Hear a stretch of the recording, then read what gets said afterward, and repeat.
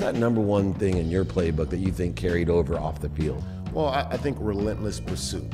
Relentless pursuit is one that I think identifies off the field, on the field, and then into your personal life. Champions are made and cash always follows. But where did it all start? These are the true stories of the blockbuster sports deals that went down in the locker room, boardroom, and between the lines that made many people very, very wealthy. This is The Playbook. Dave Meltzer, CEO with Entrepreneur, The Playbook. And I am here with a great athlete, but more importantly, a great man, a great entrepreneur. And I'm going to try to get this right. I practice all day, but it's Akbar Gbaja-Biamila. Gbaja-Biamila. Gbaja-Biamila, even better. See? Practice makes perfect. Thank you, Akbar. Yeah. Anyway, Akbar, I've known for a while. He probably doesn't know me as well, but we actually circled in the same places. When I ran Leigh Steinberg, we had the Tollners represented you. Yep. Professional football player for the Raiders, the Chargers, which is my favorite team. So I watched you play every single home game. And then finished your career with the Dolphins. But most importantly, played at San Diego State for the Aztecs and went to Crenshaw. Yeah. So Southern California guy all the way around. Paid a lot of taxes. That's what that means. That sure does, right? You wonder why so many people want to play in Texas and Florida, right? Yeah, right. And now Vegas. I'd like to go back and play for the Raiders. I know, right? If I could go back, my checks would be just a little bit better. Well, this show's called The Playbook because I really want to take, being an college athlete, not a very good one, but all the things that I learned in college, helped me truly more than on the field, off the field. I felt there was all these things, what I called my playbook, that, allowed me to manifest everything I wanted in my life. I have this beautiful life, be able to have great abundance. I help so many people. Our motto, Warren Moon and I, is make a lot of money, help a lot of people, and have a lot of fun. And looking at your background, you kind of align with that exact philosophy. You seem to know how to make money, help people, and have a lot of fun. So I'm still trying to get there to making a lot of money. You'll get there. Yes. You're so young, though. Yeah. But I want to get into that playbook. So maybe we can start with, what's the number one thing that you took from the field, because you had great success on the field, and use that now in this great career of yours, which stems, you have 4 different shows going on that we'll talk about. But what's that number one thing in your playbook that you think carried over off the field? Well, I think relentless pursuit. Relentless pursuit is one that I think identifies off the field, on the field, and then into your personal life. And, you think about pursuing a quarterback. You're getting off the ball. You have to fight like heck to get past that offensive lineman, unless he's not a good one and you can just run around him. But I think about, even you were mentioning your college career, and for me, there was a relentless pursuit to get my degree. Now, I'm not going to sit here and lie to you and tell you that everything I learned in college I retained. I didn't. But there was a formula. There was the part of the college lifestyle where I learned how to study. I learned how to learn. I also learned how to meet deadlines and pursue this excellence. I wasn't a 4.0 student, but I had really good grades in college. But I looking now in my personal life, there are all these hurdles, like the show that I do, and obstacles that you'll have in front of your life. And that show, why don't you tell everyone about American Ninja? I've been hosting now for 6 years, American Ninja Warrior. It's a primetime summer show on NBC. It's a reality sports competition show. And what I love about it is that it does model life. There are all these obstacles that you constantly, right after you complete one, there's another one right in front of you. And there's just that little walkway between each obstacles.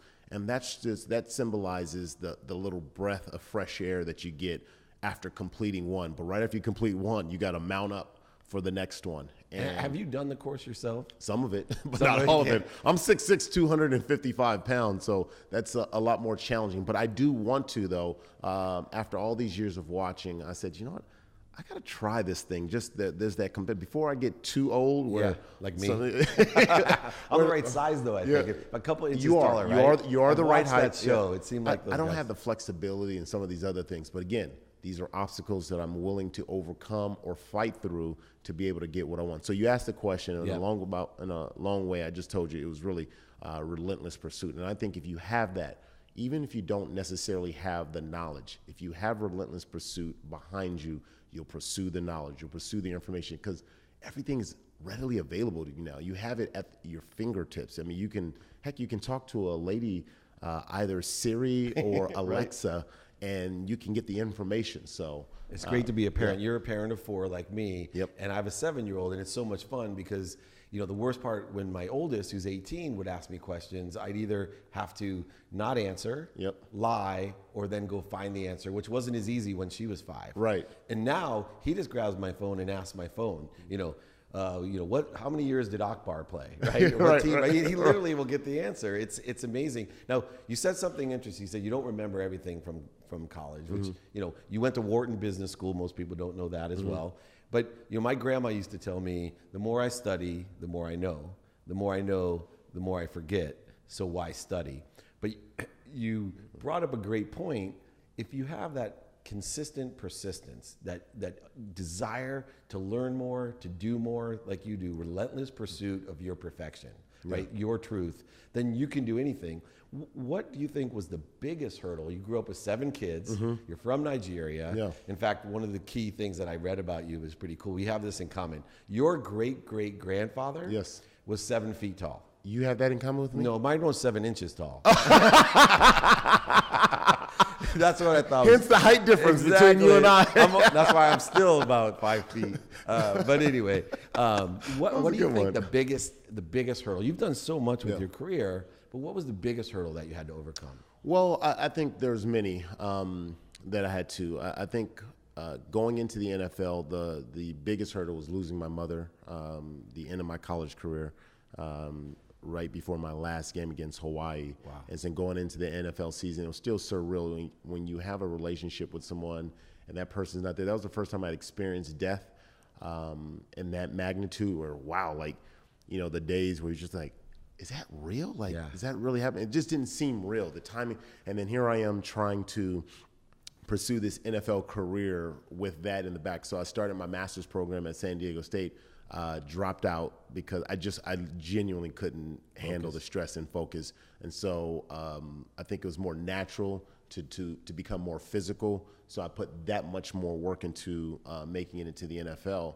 And then after that was going in as an undrafted free agent. I didn't get drafted, and that was a heartbreaker. So there are all these different things that I was, struggling with. And I'll never forget, just being in a zone during training camp. Here I am, 2003, competing against a guy they drafted in the first round, in Tyler Brayton. They drafted a linebacker in the 3rd round, Sam Williams from Fresno State, who they converted to a hybrid defensive lineman / linebacker. And I'm just thinking, man, I'm looking at it. They've got Trace Armstrong, who's, at the time, 100 plus sacks in his career. Dana Stubblefield, all these. I'm like, man, I don't see where I fit in here.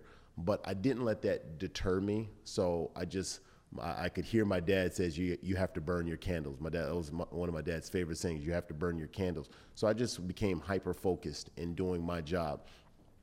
Funny story, though. I'll never forget, there's the auxiliary locker room and there's the main locker room. Right. Well, first off, they gave me number 69, so that wasn't good. And there were a lot of jokes in the locker room about that. Right. And then I was in the auxiliary locker room. I didn't have access to the main locker room. And I'll never forget the Grim Reapers coming by, getting everybody. Slipping everybody. Last day of cuts. I'm still on the team. I'm like, man. So I hid in the auxiliary locker room behind the door so they couldn't find me. And I had a watch underneath my gloves. So, I have my gloves and then I have a watch. And I still remember that Nike watch too. And I'm looking. I'm saying, all right, practice starts, I think, at 1 o'clock, which is 4 o'clock East Coast time. And that's when the last deadline is. So here it is, 12 something. I'm like, well, I don't want to get there at 1 o'clock because then I'll be late. So I'm going to get out there at 12:55, just in time. I'll sprint out there. I'm waiting. I'm like, gosh, I know they're looking for me. For me. I run out, and I get a big slap on the butt, and it's Bill Romanowski at 12:58, and he tells me, hey, congratulations, you made the team. I go, no, I didn't. Not yet. 2 more minutes, right? I still got 2 more minutes because they could come get me. But that was cool. And then the last part was transitioning into broadcasting. That part was extremely challenging because I didn't have a Hall of Fame career, didn't have a big football name. I was like, how am I going to get into something that I'm very passionate about? And that was challenging. But you have the skills, the knowledge, and we talked about the desire. with your mom passing, it's interesting for me because my mom's my motivation. Now, my mom's still alive, 6 kids, single mom. But when I, had the desire, I don't have the skills to play football like you did, but that was my dream, right? That's what I loved. I had a desire. And then I wanted to make money to give my mom things. I wanted to buy her a car. I wanted to buy her a house. And that drove me. So there was no challenge for me. When your mom passed, it's a different motivation. Was that a motivation that you wanted to live up to some expectation of your mom, or was it just simply you couldn't focus because you loved your mom so much and you just wanted to delve into something? Yeah, I think it was a relationship. To be honest, my mom, I grew up in a different household just because my parents came to this country from Nigeria. Right. So they didn't have the same enthusiasm about sports. And in the Nigerian household, you ask any typical Nigerian, and they'll tell you, it's about getting your master's degree and your PhD, and it's all about. That's what my mom wanted me to do. Yeah. She didn't want me to play football either. Yeah, it's all about education. Nice. They don't care about anything else. So you had a Jewish mom. Yeah, essentially, right? A lot of guilt? A lot of guilt? Oh, a lot of guilt. Like, Yeah, good. why don't you go get your master's degree? Why don't you go get your PhD? This person's a doctor, a lawyer. Why don't you become a lawyer? That's great. I don't want to be a doctor. I don't want to be a lawyer. I don't want to get my PhD. It's like, what is this football thing you guys always go bounce, bounce, tackle, tackle, tackle? What is all these? They just didn't get it. So Right. I didn't necessarily have that same, but for me, I missed that relationship. It was just the relationship. Things that as you're growing older, you start experiencing new things in adulthood that you don't have that person to have that conversation with. So that part was the challenging part. And now you transitioned into, like you said, you didn't have it. You were like me going into football. You didn't Yes. have all the skills, Yeah. knowledge. You had desire to get into the TV industry. Right. But there's a lot of Hall of Famers out there that just walk into jobs, right? You're Ray Lewis, you're Warren Moon, Steve Young, Troy Aikman. You get the job right away. I mean, I turned down still. Warren's 60 years old. I turned down jobs that people like Hall of Famer Warren Moon. Let's get him to be the anchor here, Yeah. right? So what made you realize that you're going to overcome all these obstacles because you're basically an unknown in the movie and TV industry. Right. What gave you that inspiration that, you're really articulate, you're good looking, but there's a million articulate and good looking guys out Absolutely. there. What was it that you really said, you know what, I'm going to do this? Did you take extra classes? What did you do to make it happen? Great question. So I reached out to a former teammate of mine, and I'll never forget this, and I really do give him a lot of credit for this. But I remember as soon as I got done playing, I knew after I got cut about the second or third time, I was like, this is it. Getting close, right? I'm not going to have the 10-year Hall of Fame career that I thought I was going to have when I started this joint. And I remember, this is the time when, Magic Johnson was really, like, every athlete wanted to be, and maybe even still today, wanted to be Magic Johnson. Yep. He had the Starbucks, the movie thing going, and all that stuff. And Insurance, I said, I want to do speaking engagements. I want to, get into franchising. I want to get in this. And I heard Andrew Klein go, whoa, Akbar, I got a headache just listening to you. Like, you're all over the place. And he says, choose one, pick one. If you fail, pick yourself back up and try it again. And if you fail then, I thought he was going to let me off the hook. Yeah. Pick yourself up and try it again. He kept going and says, but if you fail the third time, maybe look in a different route. Essentially what I got from that was like, don't let all of these little obstacles in front of you deter you from it. I genuinely wanted to do it. I grew up watching the Jim Hills, WWF, and listening to the announcer, Bobby the Brain Heenan, and all these, these people, like, in the stuff that they did. And I did it for fun. I did it in the locker room. Ask any of my teammates, they'd tell you that, we could always see Akbar doing it because I just thought it was fun. Right. But then I was like, man, no one's going to give me an opportunity. I met with Al Jaffe and Fred Brown at ESPN when I got done. And then said, hey, we only brought you in here because we saw that you did an executive program at Wharton, and we just thought that you were interesting. But essentially, you have no film, you have nothing. You know how many other guys out there with better credentials, football credentials than you that would want this job? Go out there and get tape. That's what they left me with. I'm like, go out there and get tape. How am I going to get that? Like, give me the job and I'll give you tape. Right. So I said, all right. So I went back home and I remember I was laying down in my condo and I go, I know what I'm going to do. I'm going to walk over to NBC, and I'm going to tell them I want to do the post-game Chargers games show, Jim Laslovic down there. And I said, I want to do. So I walked over there, talked to the producer, talked to Jim. I said, you don't have to pay me. Just give me my tape. It would be the only compensation I asked for. Give me my tape, and that will be it. They looked at me. They go, deal right there on the spot. Price is right. You're in.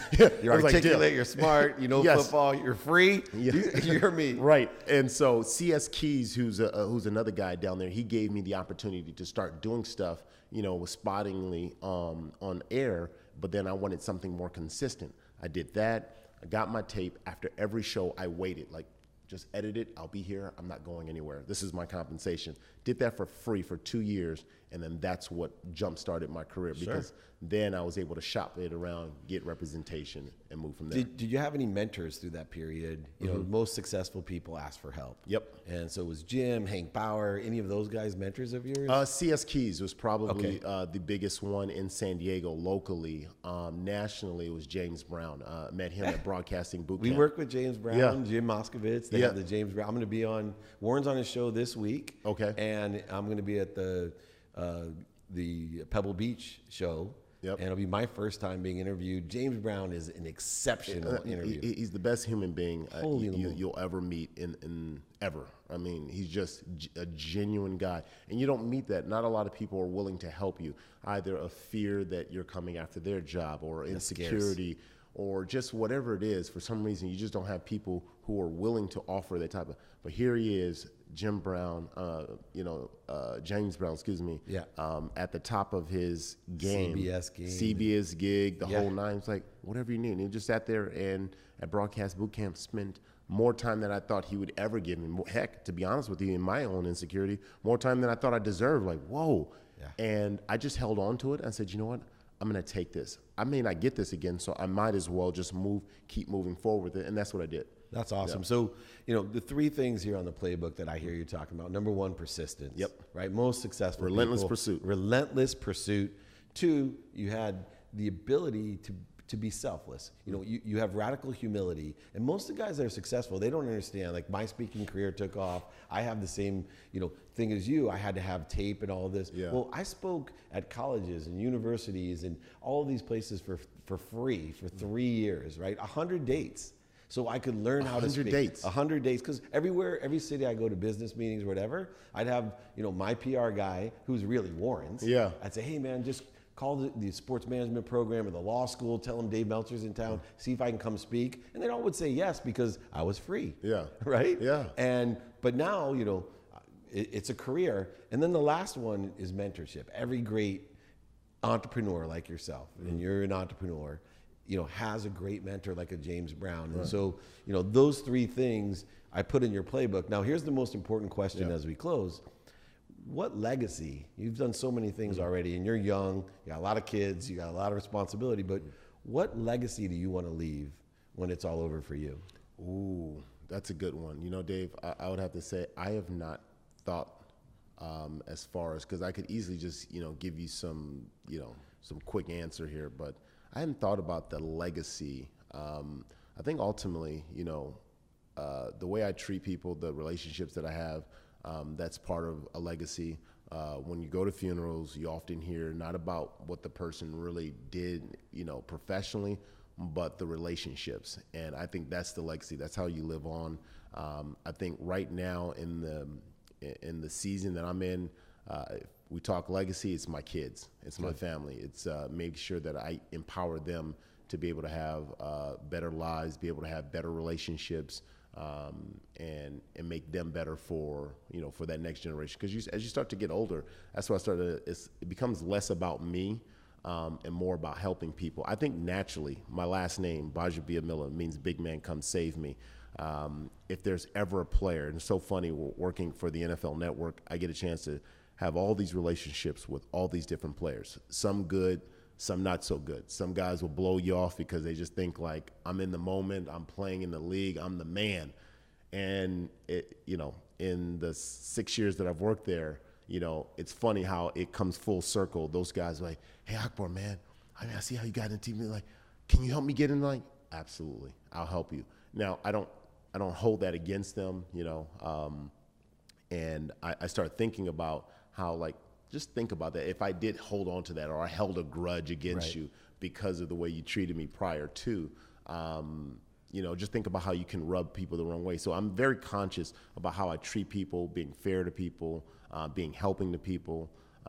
There's a gentleman, Ralph Brown, who is a big-time veteran, NFL veteran, and has always been cool.